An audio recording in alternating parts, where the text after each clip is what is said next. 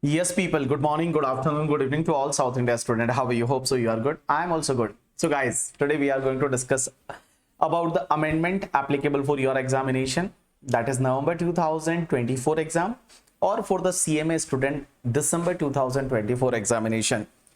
As well as guys, ICI has released some new case laws also. So we will discuss about that case laws. Now sir, where this case laws and amendments are given. So if you check the ICI website, that is boslive.ici.org, and in the amendment and development, if you see, there is a judicial update, and judicial update, in this judicial update ICI has introduced the 9 new case laws. One is the Mahale Anand filter system, after that KBD sugars. So guys, there are total 9 case laws, and all case laws are very interesting case laws and most relevant for your examination. But guys, out of the 9 case laws, 5 case laws I already covered with the amendment lecture applicable for May 2024. If you remember, then you know that for May 2024, I have uploaded one revision lecture, amendment lecture. And in that amendment lecture, I already covered. Now question is that, sir, where we can find that lecture? So guys, if you check YouTube, so on the YouTube, there is a one channel that is BB Virtual English. And this is the channel BB Virtual English, and directly check the BB Virtual English. There is a playlist name is a Final Revision May November 2024 or Final Amendment May November 2024. And if here you check now, then guys, this is the lecture, second lecture. If you see, then there is a lecture CA Final New Case Laws and Latest Development in the International Taxation. That this lecture I have uploaded for the May 2024 examination, and 5 case laws I already covered there. Now I will cover the remaining 4 case laws as well as some new notification and circular. Now for this new case laws, I have made one file. So sir, where to download, from where to download that file? So directly you can check our website, that is bbvirtuals.com. And on the bbvirtuals.com, there is a one segment called free resources. And if you click on the free resources, in the direct text, there are 4 files. One is this last file, that is CA and CMA final amendment for the November-December 2024. Here this 4 new case laws I have covered, as well as also I have covered certain notification and circular, so you can download this file. And along with that, sir, for remaining 5 case laws, you can download this file, that is the CA final new case laws and notification and circular. This I already uploaded for the May 2024 examination. So this case laws, Mahale Anand and all that I covered here. So you can take the printout of this file. So both the file you have to consolidate, and you have to study all 9 case laws as well as some notification and circular. So let's start with this. So guys, here we are going to start with the case laws first. So CMA final November-December 2024 examination, new case laws. Now there is a first case law. This first case law is a BDR Finvest Private Limited 2024 Delhi High Court judgment. Now guys, question is that, suppose if you pay any amount to any person, then you have to deduct the TDS. There are certain payment where you have to deduct the TDS. Now guys, for an example, there is a one company, name is a BB Virtuals Private Limited. And BB Virtuals Private Limited made the payment to the, suppose, Akash sir. Akash sir is our faculty teaching for FR Financial Reporting. Now suppose BB Virtuals Private Limited made the payment of 1 lakh to the Akash sir. Now here BB Virtual Private Limited, we will deduct the TDS. And TDS we have deducted at the rate 10%. So here 10,000 is a TDS amount. So our remaining amount is 90,000. We will pay 90,000 to the Akash sir. So here guys, we have deducted the TDS of 10,000, and this 10,000 TDS we will pay to the government. Now what happened in this particular case law? Suppose this 10,000 rupees, we have deducted 10,000. We have deducted this 10,000, but we have failed to pay this amount to the government. We have not deposited to the government. Now, when we have not deposited to the government, then obviously, whenever Akash sir will check the 26AS form, then it is not reflected in the 26AS. And when it is not reflected in the 26AS, so obviously Akash sir, it is not reflected in Akash sir 26AS, but Akash sir took the credit. Because earlier what happened in the ITR, you can take the credit even the TDS is not reflected in 26AS. So Akash sir took the credit. Now while generating the intimation under section 143(1), department disallowed that TDS credit, and department says that we will not give you the TDS credit, and they ask Akash sir to pay the 10,000 rupees. Now question is that is correct or not? So this was the case law from Delhi High Court. Company name is a BDR Finvest Private Limited.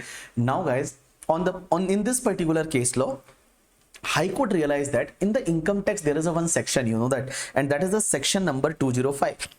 And section number 205 says that suppose for an example, if deducted the TDS, then that much amount you cannot recover from the deductee. When deducted the TDS of 10,000, then this much amount you cannot recover from the Akash sir. So on the basis of same, here High Court gave the judgment, and High Court says that no, this 10,000 you cannot recover from the Akash sir, you can recover only from the BB Virtuals Private Limited, and department has to give credit of 10,000 to the Akash sir. So directly check here, all people pay attention. The assessee, last point, the assessee had followed the regime put in the place in the Act for collecting tax, albeit through the agent deductor of the government. The recovery proceeding could only be initiated against the deductor, BB Virtuals Private Limited, as the deductor is an agent for collecting the tax, had failed to deposit the tax with the government. You got my point or not? Yes. Now guys, next case law is related to the Bharti Cellular Limited 2024 Supreme Court judgment, and I think this is the very interesting case law and most important for your examination. Now guys, what happened? You know that Bharti Cellular, they are running one company in the name of Airtel. So guys, here there is a Airtel. Now Airtel used to sell the recharge coupon as well as some startup kits and all that related to mobile only. So Airtel sell this kit to the distributor, and distributor sell this kit or recharge coupon to the retailer, and guys, retailer sell this recharge coupon to the customers. Now for an example, there is a one recharge coupon, and on that recharge coupon that amount written is 100 rupees. Now what happened? Airtel sold this recharge coupon to the distributor at 80. Distributor sold this recharge coupon to the retailer at 90, and retailer sold this recharge coupon to the customer at 100, and guys, MRP written on that recharge coupon is 100. Now there is a question, okay, sir, when Airtel sold this recharge coupon at 80 to the distributor selling at 90 to the retailer, then guys, here there is a profit of distributor is at 10.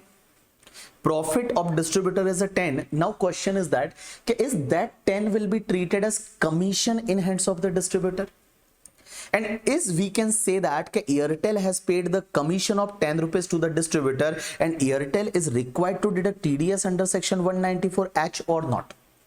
Because if it is a commission, then TDS is applicable under section 194H. So is that there is a commission or not? That was the question.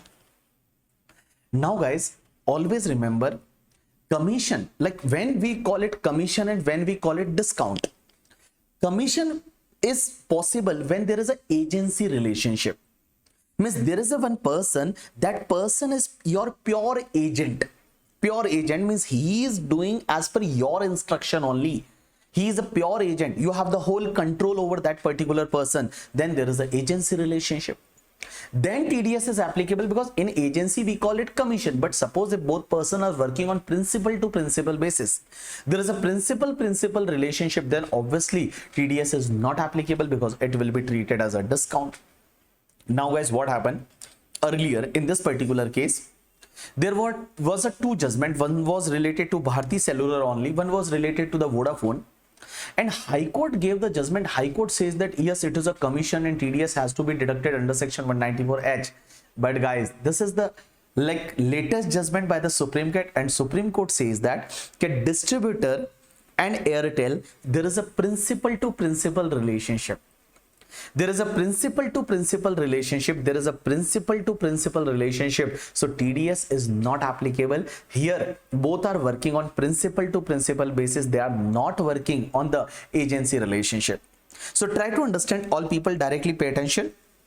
Here, a cellular mobile phone service provider required to deduct the TDS under section 194H on the difference between the discounted price at which sold startup kits or recharged voucher to the franchisee or distributor, or the sale price and the sale price at which this product are subsequently sold by the franchisee or distributor. The obligation to TDS deduction under section 194H arise when the legal relationship of principal and agent is established. Now, agency is a triangular relationship between the principal, agent and third party.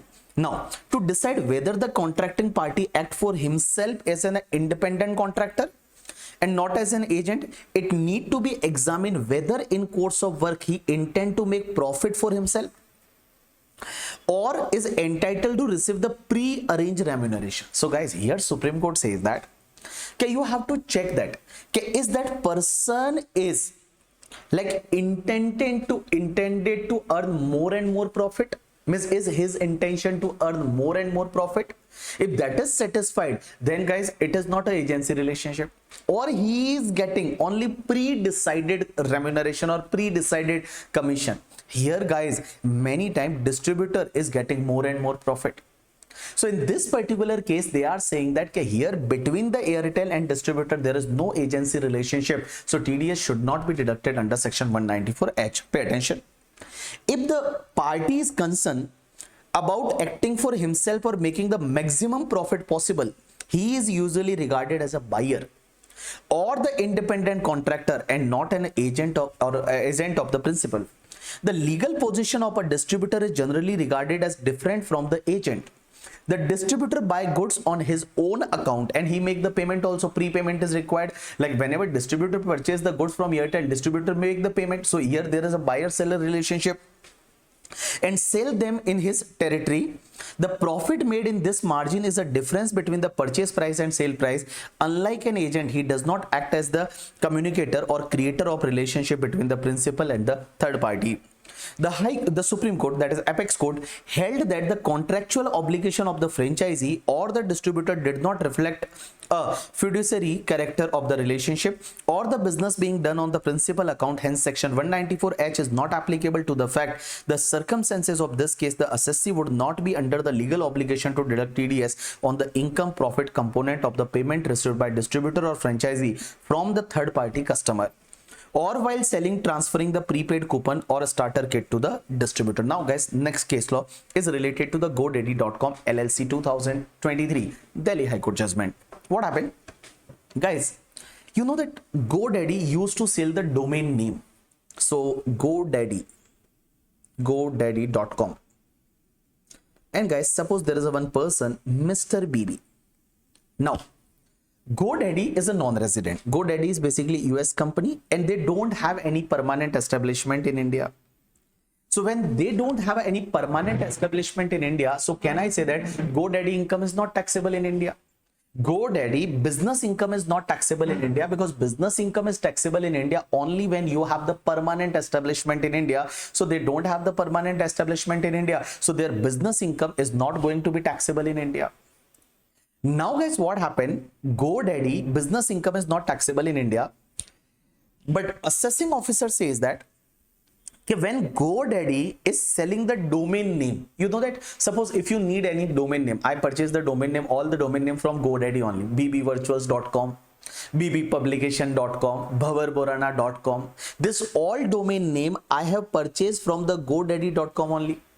Now, here assessing officer says that when GoDaddy.com is selling the domain name to Mr. BB, it means this amount received by GoDaddy should be treated as royalty under section 9(1). And under section 9(1)(4), you know that royalty is deemed to be accrued or arise in India. If any non-resident is received any amount towards the royalty or fees for technical service, that is deemed to be accrued or arise in India. Now question is that is this amount is treated as royalty or not? That was the case. So guys, here Delhi High Court analyzed the case and Delhi High Court says that. Then Delhi High Court says that here GoDaddy is selling the domain name to BB, but this domain name is not owned by the GoDaddy.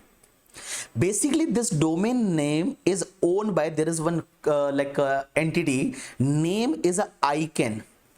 and in whole world, guys, this entity used to sell the domain name, and that entity name is a ICANN. ICANN means that is that Internet Corporation for Assigned Names and Number, ICANN.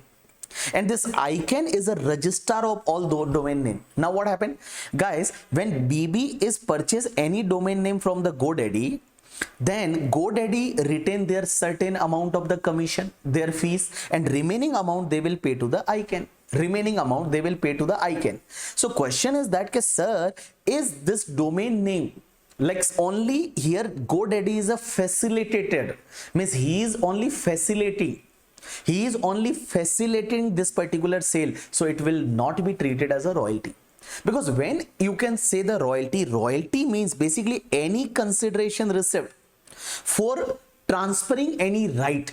Royalty means any consideration received for transferring any right, including license and all, right related to patent, invention, model, design, secret formula and all. Then guys, here it can be considered as royalty, but here it is not considered as royalty now, because this right or this domain name is not owned by GoDaddy.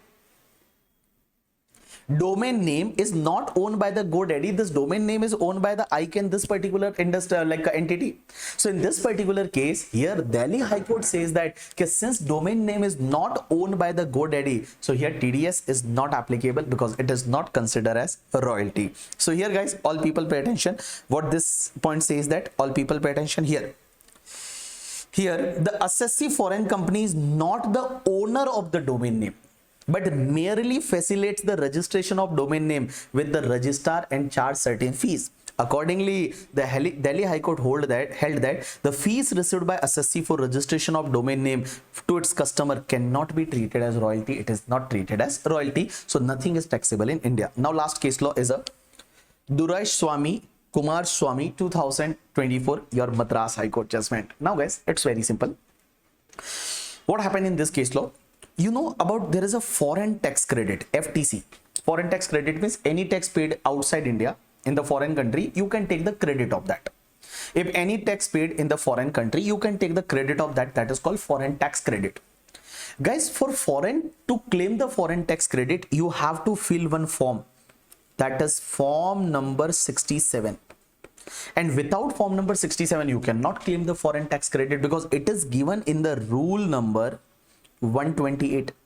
So for foreign tax credit, there is a one rule number 128, and 128 says that you have to fill the foreign tax that form number 67 to claim the FTC. Now what happened? So till what time this FTC has to be filed? Now guys, earlier in the rule number 128 before 2022, it was written in this rule that this form has to be submitted up to due date under section 139(1).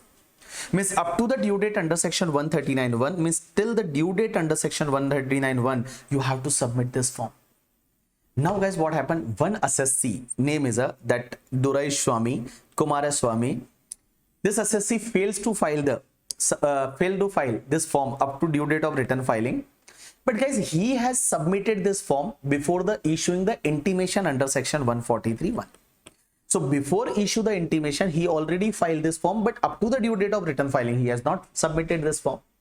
So question is that is FTC is available or not? So guys, here Madras High Court gave the judgment in the favor of assessee. And Madras High Court says that basically to filing the form is not a necessity. It is not a mandatory provision. It is just a directory provision. Here it is a directory in nature, means this provision is a directory. It is just a directory in nature. It is just given a direction. It is not a mandatory provision. So even assessee filed the form up to the even assessee filed the form at the time of before the issuing the intimation, then he should eligible for the foreign tax credit. But guys, now law also changed, and in rule number 128 they made the amendment from the 1st April 2022, and now rule number 128 says that this form has to be submitted till end of the relevant assessment year. So now there is no time limit that up to due date of return filing. Now this form has to be submitted up to the end of the relevant assessment year. Means till the end of the relevant assessment year, you can submit the form, that is form number 67. So this is the case law number 4. So guys, there are total 4 case law, this 4 case law and 5 case law I already given you video earlier. So total new case laws are total 9 case laws. You have to remember all the 9 case laws, because I feel out of the 9 case laws, you may get 2 case laws for your examination. 1 or 2 case laws you will get in your examination. Okay. Now guys, there are certain notification and circular. What are this notification circular? Very simple notification circular. First is, you know that in the trust topic, in the 11.5 there is a one section that is safe investment. Safe investment means you can invest, trust can invest in the government security, trust can invest in the government companies also, shares of government companies, public sector companies. Trust can invest in the mutual fund also. Now guys, in the same line they have added certain instrument also, means trust can invest in this instrument also. It will be treated as safe investment. One is the debts instrument issued by the infrastructure finance company registered with the RBI, or a stock certificate as defined in the sovereign gold bond scheme 2015, or investment by way of acquiring the power grid infrastructure investment trust. So investment by way of acquiring unit of power grid infrastructure investment trust. So these are also safe investment. If you possible to remember, then it's okay, otherwise there is no issue. Next circular is related to the re-registration of the trust. You know that earlier trust has to be registered under section 12A and 12AA, means trust was registered under 12A and 12AA. But you know that after that there is an amendment that every trust has to be re-registered under section 12AB. That every trust has to be re-registered under section 12AB. And what was the time limit? Guys, you know that earlier they have given one time limit of 3 months after this amendment and all. And you know that that date is extended, and now final date is till 30th June 2024. Means every trust has to be re-registered under section 12AB till 30th June 2024. Earlier this date was the 30th September 2023, but now this date is a 30th June 2024. You got my point or not? Yes. Now guys, there is a one more guidelines under section 194O. And this guidelines they have issued due to the ONDC platform. ONDC, you know about ONDC? ONDC is a ONDC, you remember ONDC? Sir, we don't remember ONDC. What is the ONDC? So this is the ONDC, Open Network Digital Commerce. Now Open Network Digital Commerce. Now guys, what happened? In the traditional form, if you remember, then there are on the online sale, I can say that there are basically 3 party in the online sale. One is the, suppose we want to sell our book compact on the website. So there is a BB Virtuals Private Limited is one company, we are seller. Now guys, we are selling this through the Amazon. So there is a one party, that is Amazon. And guys, suppose a student wants to order, then a student is a customer. So there is an involvement of 3 party. One is the seller, one is the e-commerce operator, and one is the customer. So if you remember, under section 194O, TDS is applicable when a student pay the amount to the Amazon and Amazon pay the amount to the BB Virtuals Private Limited, then Amazon will deduct the TDS under section 194O. Because Amazon here is a e-commerce operator and BB Virtuals Private Limited is an e-commerce participant. So BB Virtuals Private Limited is an e-commerce participant and Amazon is an e-commerce operator. So Amazon will deduct TDS at the rate 1% on the gross value of goods sold. Means whatever the amount of gross value of goods sold to the student, on that amount Amazon will deduct the TDS of BB Virtuals Private Limited. But guys, what happened? On the ONDC, Open Network, in the Open Network for Digital Commerce, that is ONDC. Guys, ONDC, what happened? Suppose there is a buyer, and for the buyer side also there may be possibility there is an e-commerce operator, and guys there is a seller, and for the seller side also there is a seller side e-commerce operator, and there is a ONDC, that is Open Network. So in basically on the Open Network, for an example, you have one application, seller side e-commerce operator, buyer side e-commerce operator, there are involvement of lots of party. So there is a question who will deduct the TDS and all. So I can take one example, try to understand. All people pay attention. For an example, there is a ONDC. This is the ONDC, Open Network Digital Commerce. Now guys, on the ONDC, there is a one seller side e-commerce operator. Example is there is a one online application of BB Virtual, that is BB Online. Now guys, BB Online, and Here there is a BB Virtuals Private Limited. So in simple word, can I say that BB Virtuals Private Limited is a seller? BB Online is a seller side e-commerce operator. Now ONDC, and guys, there is a buyer side. Suppose there is a one application who is facilitating to the student. So suppose student application, and guys, here there is a student. So in this case, guys, there are, like, you can say that there are e-commerce operator here. BB Online is also e-commerce operator. This is one open network digital platform, and student application, it is a buyer side e-commerce operator. Buyer side e-commerce operator. Now guys, question is that who will deduct the TDS in this cases? Who will deduct the TDS in this cases? Try to understand. So what is the clarification guidelines? The tax deduction in case of the multiple e-commerce operator involved in the transaction, like ONDC platform. Now if multiple e-commerce operator, that is seller side as well as buyer side also e-commerce operator are there, are involved in the single transaction, the responsibility of section 194(o) compliance depends on whether the seller side e-commerce operator is actual seller or not. Now guys, try to understand. All people pay attention. Here this is the seller and this is the seller side e-commerce operator. Now seller is a BB Virtuals Private Limited, and this application is also belongs to the BB Virtuals Private Limited, means both parties are same.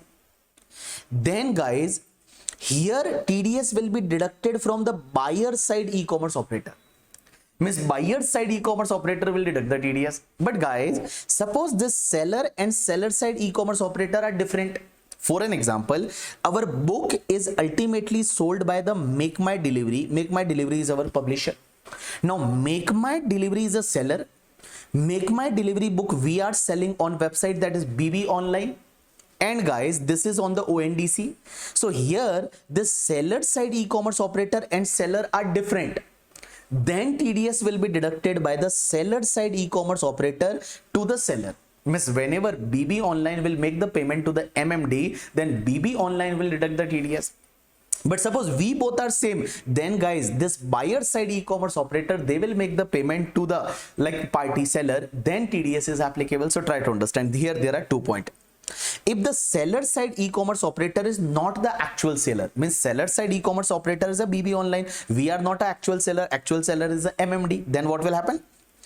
Then the compliance under section 194(o) of the act is to be done by the seller side e-commerce operator, who finally make the payment to the seller for the goods and service sold or provided. And second, if the seller side e-commerce operator is actual seller, then compliance under section 194(o) of the act is to be done by the buyer side e-commerce operator, which finally make the payment to the seller. So guys, here suppose we both are same, then guys, this buyer side e-commerce operator will make the payment now, then they will deduct the TDS. Now next part, inclusion of several fees on the gross amount. Guys, here for an example, suppose books is sold for 500, there is a delivery charges, packing charges, courier charges also there. So is TDS is applicable on total amount or net amount? Right answer is total amount. You know that total amount means whatever whatever this e-commerce operator received from the student, on that amount TDS is applicable, including delivery charges and all, because gross amount of the sale. So try to understand. This convenience fees, commission, logistic charges, delivery fees should be included in the gross amount for TDS purpose, because in this section TDS is applicable on gross amount of sale value. Payment made to the platform provided for transaction facilitation also included if linked to the transaction. Many times what happened, suppose there is a payment gateway charges and all, and there is a commission or fees of the platform, guys, on the gross amount TDS is applicable. Now there is a one interesting point. Okay, sir, on discount, if discount is given, now try to understand, a very interesting. Suppose our compact price is a 500. Now suppose 50 rupees discount is given by the seller, MMD. Suppose seller is giving the 50 rupees discount. So here seller will sell this books at 450. And guys, suppose a student is getting at 450 rupees. So here TDS is applicable only on 450. because seller is giving the discount. Now 500 is a MRP of the book and seller says that 50 rupees discount has to be given. Then guys, billing will be at 450 here. So billing to the student will be at 450. So here TDS is deducted at the 450 only. But guys, one more point. Suppose seller is not giving the discount. Seller says that MMD says that we will take the 500 only. There is no discount on the book. 500 only. But guys, suppose this seller side e-commerce operator or buyer side e-commerce operator, they are giving discount from their own pocket. Suppose for an example, they are giving the discount of 50 rupees and sold to student at 450. Now TDS will be applicable on 450 or 500. Here CBDT says that TDS is applicable on 500. Means TDS has to be deducted on the 500. So try to understand seller discount. Where discount are given by seller, that is e-commerce participant, then such amount would be reduced from the gross amount for the purpose of TDS. If the label price of product is 100 and seller offer the discount of 10, then 90 will be receivable from the buyer. In this case, seller will invoice to the buyer at 90, hence TDS will be deducted on 90. But guys, if buyer e-commerce operator or seller e-commerce operator provide any discount from their own pocket, then where a discount is given by the buyer e-commerce or seller e-commerce, usually the seller receives the full consideration for the product. Thus in such instances, TDS must be deducted from the gross amount without giving effect of the discount offered by the e-commerce operators. Now example is given. If the price quoted by the seller is 100 and buyer e-commerce operator gives a discount of 10, so 90 will be collected from the buyer and remitted to the seller, and the buyer e-commerce operator will pay the remaining 10 to the seller via seller e-commerce operator. The invoice on the buyer will be raised at 100, so tax will be deducted by the seller e-commerce operator on the 100, which is gross amount, and TDS applicable on the total 100. Now guys, there is one more clarification, and this is the last clarification related to the trust. Hey guys, for an example, you know that there is one amendment, and that amendment is whenever if you give donation to any trust, then you can claim the deduction of only 85%. Means only 85% you can claim the deduction. Means 100% deduction is not available. I can take an example. Suppose for an example, there is one trust. That trust name is a Balaji Trust. This is just an example. Suppose Balaji Trust have income of 300. Now guys, if you remember, then in the trust topic, out of 300, 15% is standard deduction. So just reduce 15% is your standard deduction. So 45 is your standard deduction. So remaining is a 255. Now guys, for an example, this total 300 has donated to the another trust. Balaji Trust has donated to the another trust. Total 300 is donated to another trust.